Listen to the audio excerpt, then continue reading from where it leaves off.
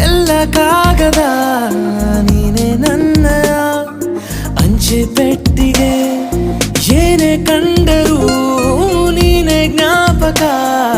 ನೀನೆ ಔಷಧಿ ನನ್ನ ಹೊಚ್ಚಿಗೆ ತೆರೆದು ನೀನು ಮುದ್ದಾದ ಅಧ್ಯಾಯ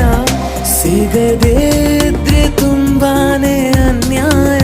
ನನ್ನಯ ನಡೆ ನುಡಿ ನಿನ್ನನೆ ಬಯಸುತ್ತಾ ಬದಲಾಗುವುದು ಇನ್ನೂ ಖಚಿತ ಸರಿಯಾಗಿ ನೆನಪಿದೆ ನನಗೆ ಇದಕ್ಕೆಲ್ಲ ಕಾರಣ ಕಿರು